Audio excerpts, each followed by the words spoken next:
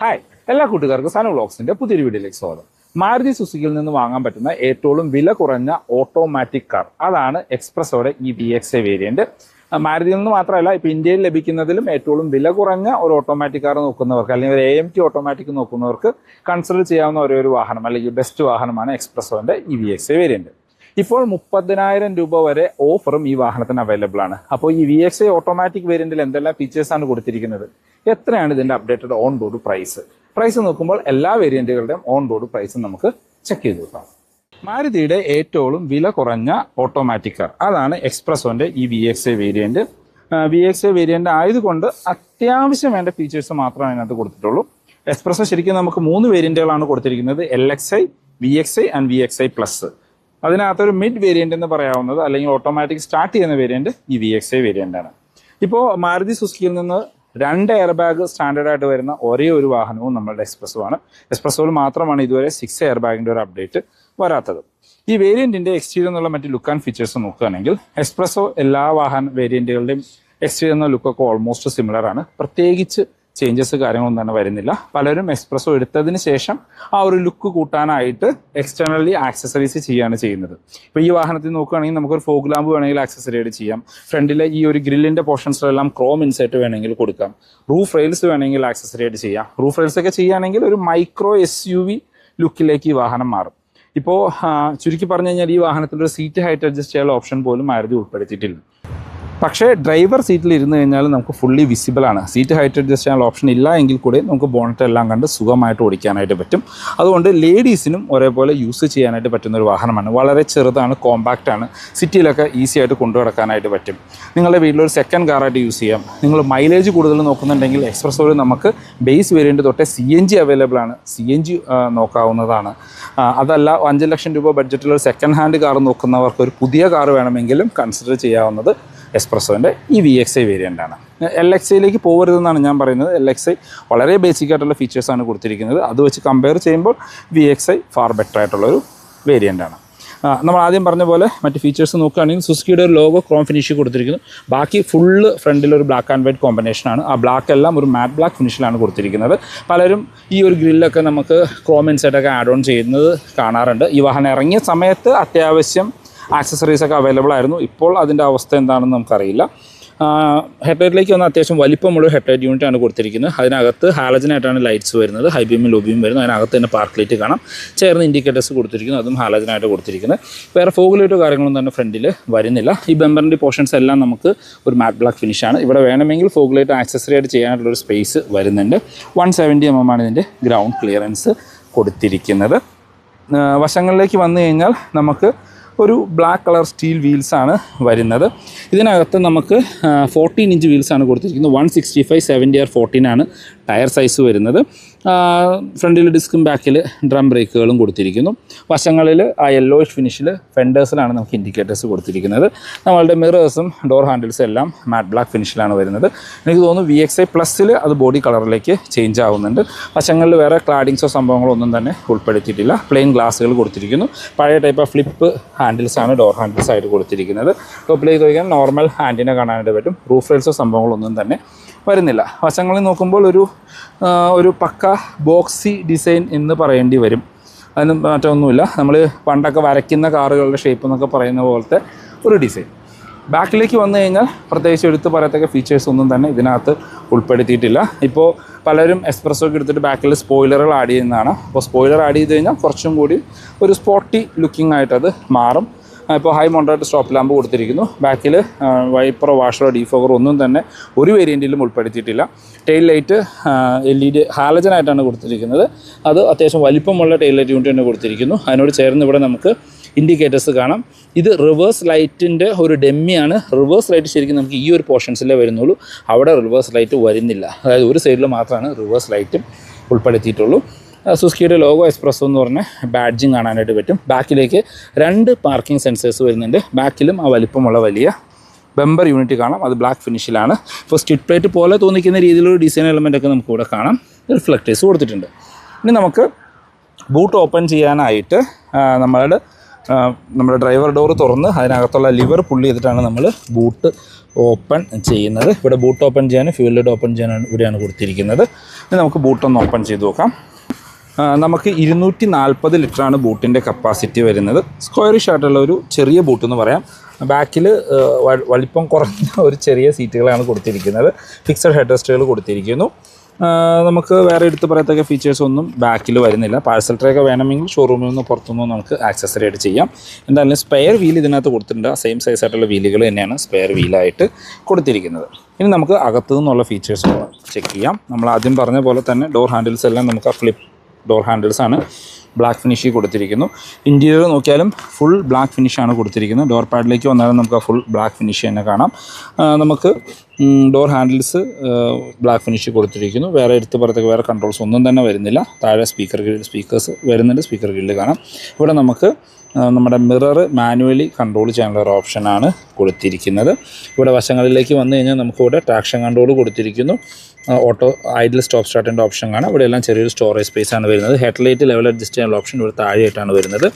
സീറ്റിന് ഒരു black and ഒരു ഓറഞ്ച് ഷെയ്ഡ് ഡിസൈനാണ് അകത്ത് കൊടുത്തിരിക്കുന്നത്. ഹൈറ്റ് അഡ്ജസ്റ്റ് ചെയ്യാനുള്ള ഓപ്ഷൻസോ കാര്യങ്ങളൊന്നും തന്നെ ഇതിനകത്ത് വരുന്നില്ല. ഫിക്സഡ് ഹെഡ് റെസ്റ്റുകളാണ് സീറ്റിന് കൊടുത്തിരിക്കുന്നത്. എസ്പ്രസോ VXA വേരിയൻറ്റിൻ്റെ ഇൻറ്റീരിയറിലേക്ക് വന്നു കഴിഞ്ഞാൽ വളരെ ബേസിക് ആയിട്ടുള്ള വളരെ സിമ്പിളായിട്ടുള്ള ഒരു ഇൻറ്റീരിയർ എന്ന് പറയാം. ഫുൾ ബ്ലാക്ക് ഫിനിഷിലാണ് ഇൻറ്റീരിയർ കൊടുത്തിരിക്കുന്നത്. പക്ഷേ ഇൻറ്റീരിയറിൽ കുറേ കട്ട്സും സംഭവങ്ങളൊക്കെ വന്നിട്ടുണ്ട്. ഇവിടെ വേറൊരു ഡിസൈൻ പാറ്റേൺ, ഇവിടെ വേറൊരു ഡിസൈൻ, അതിന് താഴെ വേറൊരു ഡിസൈൻ പാറ്റേൺ ഒക്കെ ആയിട്ടാണ് കൊടുത്തിരിക്കുന്നത്. സെൻട്രലാണ് മിനി കൂപ്പർ ഇൻസ്പയർഡ് എന്നുള്ള രീതിയിലുള്ള ഒരു ഡിസൈൻ എലമെൻ്റ് ഒക്കെ കൊടുത്തിട്ടുണ്ട്. ഇപ്പോൾ മാരുതിയിൽ തന്നെ സ്പീഡോമീറ്റർ സ്റ്റിയറിങ്ങിൻ്റെ ബാക്കിൽ നിന്ന് മാറി നിൽക്കുന്ന ഒരേ ഒരു വാഹനവും നമ്മളുടെ എസ്പ്രസോ മാത്രമാണ്. ഈ വാഹനത്തിലെ VXI വേരിയൻ്റാണിത്. അതിൻ്റെ ഓട്ടോമാറ്റിക്കാണ്. ഇപ്പോൾ VXI പ്ലസിലേക്ക് പോയി കഴിഞ്ഞാൽ നിങ്ങൾക്ക് ഒരു ഇവിടെ ഒരു സിൽവർ ഫിനിഷുള്ള സ്റ്റിയറിംഗ് വീൽ ലഭിക്കും. അതിനകത്ത് ഓഡിയോ ആൻഡ് ഫോൺ കൺട്രോൾസ് വരും. നമ്മളുടെ സ്മാർട്ട് പ്ലേ മ്യൂസിക് സിസ്റ്റവും വരും. അത് മാത്രമാണ് മേജറായിട്ടുള്ളൊരു ഡിഫറൻസ് എന്ന് പറയുന്നത്.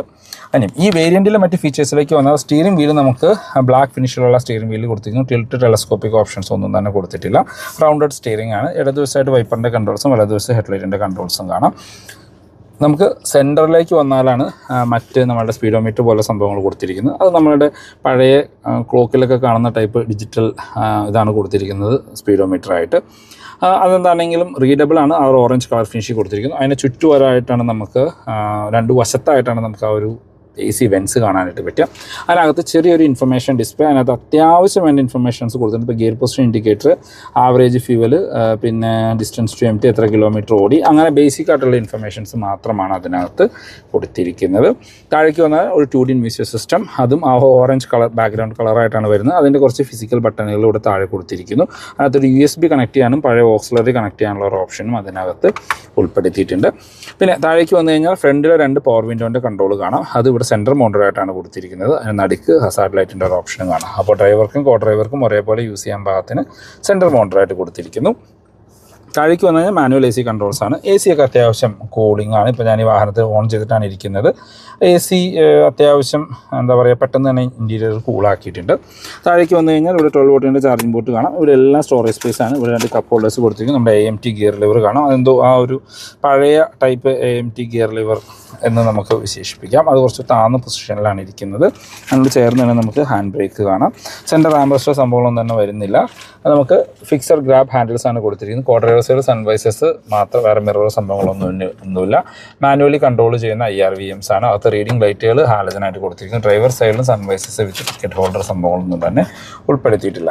ഗ്ലോ ബോക്സ് നോക്കുകയാണെങ്കിൽ നമുക്ക് ഡീസൻറ്റ് സൈസ് ആയിട്ടുള്ള ഒരു ഗ്ലോ ബോക്സ്, വേറെ എടുത്ത് പറയത്തക്ക ഫീച്ചേഴ്സ് ഒന്നും തന്നെ വരുന്നില്ല. അപ്പോൾ ഇതാണ് എസ്പ്രസോൻ്റെ VXI വേരിയൻ്റ് ഇൻറ്റീരിയർ.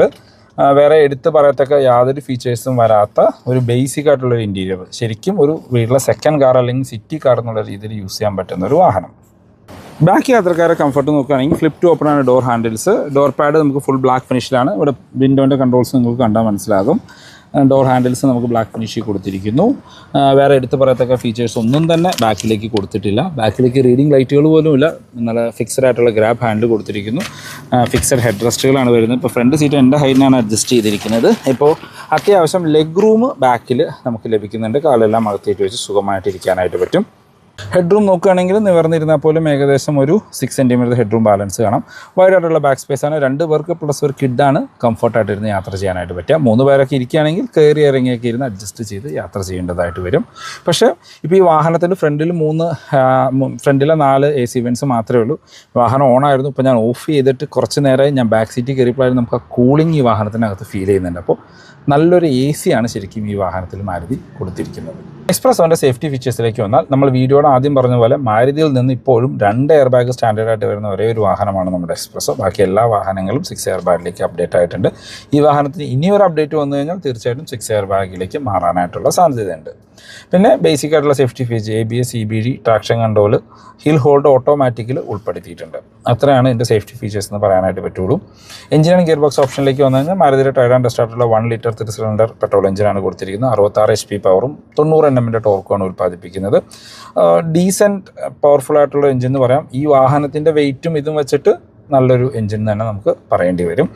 മൈലേജാണ് അതിൻ്റെ ഹൈലൈറ്റ്. വിത്ത് 5 സ്പീഡ് മാനുവൽ 5 സ്പീഡ് AMT ആണ് കൊടുത്തിരിക്കുന്നത്. മൈലേജാണ് മെയിൻ ഹൈലൈറ്റ്. പെട്രോളിന് 25 കമ്പനി ക്ലെയിം ചെയ്യുന്നത്. എങ്ങനെ ഓടിച്ചു കഴിഞ്ഞാൽ 20 മൈലേജ് ലഭിക്കും. കൂടുതൽ മൈലേജ് വേണ്ടവർക്ക് ഇതിൻ്റെ CNGയിലേക്ക് പോകാം. 33 കിലോമീറ്ററാണ് എൻ്റെ CNGയുടെ മൈലേജ് പറയുന്നത്. അത് ഒരു 30 തന്നെ എന്താണെങ്കിലും മൈലേജ് ഈ വാഹനം തരുന്നുണ്ട്. ഈ വാഹനത്തിൻ്റെ പ്രൈസിലേക്ക് പോയി കഴിഞ്ഞാൽ ഇപ്പോൾ ബേസ് LXI വേരിയൻറ്റ് വളരെ ബേസിക് ആയിട്ടുള്ളൊരു കാറാണ്. പ്രത്യേകിച്ച് യാതൊരു ഫീച്ചേഴ്സും വരുന്നില്ല. ഇപ്പം നിങ്ങളൊരു വണ്ടി മേടിച്ച ആക്സസറി ചെയ്യാനൊക്കെ പ്ലാൻ ഉണ്ടെങ്കിൽ LXI നല്ലൊരു ഓപ്ഷൻ ആയിരിക്കും. 4,25,000 രൂപയ്ക്ക് ബേസ് LXI വേരിയൻറ്റ് നിങ്ങൾക്ക് ഓൺ റോഡ് ഇറക്കാം. അതായത് ഇപ്പോൾ 30,000 രൂപ വരെ ഓഫറുണ്ട്. 10,000 രൂപ ക്യാഷ് ഡിസ്കൗണ്ട്, 15,000 രൂപയുടെ എക്സ്ചേഞ്ച് ബോണസ്, 5,000 രൂപയുടെ കോർപ്പറേറ്റ് ഓഫർ. നമ്മൾ ഈ പറയുന്ന പ്രൈസിൽ എക്സ്ചേഞ്ച് ബോണസും കോർപ്പറേറ്റ് ഓഫറും വരുന്നില്ല. ജസ്റ്റ് ക്യാഷ് ഡിസ്കൗണ്ട് മാത്രമാണ്. അപ്പോൾ ബേസ് LXI വേരിയൻറ്റ് 4,25,000 രൂപയ്ക്ക് നിങ്ങൾക്ക് ഓൺ റോഡ് ഇറക്കാം. LXI CNG ബേസ് LXI വേരിയൻറ്റിൽ മാത്രമാണ് CNG കൊടുത്തിരിക്കുന്നത്. LXI CNG നിങ്ങൾക്ക് 5,15,000 രൂപയാണ് ഓൺ റോഡ് പ്രൈസ് വരുന്നത്. അതായത് പെട്രോളിനേക്കാളും 90,000 രൂപ കൂടുതൽ കൊടുക്കുകയാണെങ്കിൽ ബേസ് LXI CNG എടുക്കാം. ആ ഒരു വേരിയൻറ്റിൽ മാത്രമേ CNG കൊടുത്തിട്ടുള്ളൂ. VXI വേരിയൻറ്റിലേക്ക് വന്നു കഴിഞ്ഞാൽ 4,80,000 രൂപയാണ് VXI മാനുവലിന്. നിങ്ങൾ കാണുന്ന VXI ഓട്ടോമാറ്റിക് 5,30,000 രൂപയാണ് ഓൺ റോഡ് പ്രൈസ് വരുന്നത്. VXI പ്ലസിലേക്ക് പോയി കഴിഞ്ഞാൽ മാനുവലിന് 5,35,000 ഓട്ടോമാറ്റിക്കിലേക്ക് വന്നാൽ 6,10,000 രൂപയാണ് പ്രൈസ് വരുന്നത്. അതായത് VXI plus automatic top end variant 6,10,000 രൂപയ്ക്ക് നിങ്ങൾക്ക് ഓൺ റോഡ് ഇറക്കാനായിട്ട് പറ്റും. For more info and booking ഞാൻ ഡിസ്ക്രിപ്ഷനിൽ നമ്പർ കൊടുക്കാം. നിങ്ങൾക്ക് അവരെ കോൺടാക്ട് ചെയ്യാം. മാരുതിയുടെ ഏത് വാഹനം ബുക്ക് ചെയ്യാനാണ് എക്സിസ്റ്റിംഗ് ഓണേഴ്സ് ആണെങ്കിലും നിങ്ങൾക്ക് അവരെ കോൺടാക്ട് ചെയ്യാവുന്നതാണ്. ഇപ്പോൾ ഒരു 50,000 രൂപയൊക്കെ ഡൗൺ പേയ്മെൻറ്റ് കൊടുക്കുകയാണെങ്കിൽ, അതായത് ഒരു ബൈക്ക് മേടിക്കുന്ന പൈസയിൽ ഡൗൺ പേയ്മെൻറ്റ് കൊടുക്കുകയാണെങ്കിൽ നിങ്ങൾക്ക് ഈ എക്സ്പ്രസോ ഒക്കെ സ്വന്തമാക്കാനായിട്ട് പറ്റും. ബാലൻസ് EMI ഇട്ടാലും മന്തിൽ ഒരു 7,000 താഴെയൊക്കെ ആയിരിക്കും അടവ് വരുള്ളൂ. അപ്പോൾ ഇതാണ് ഇന്നത്തെ വീഡിയോ. പുതിയൊരു വീഡിയോ കാണുന്നവരെ ബൈ.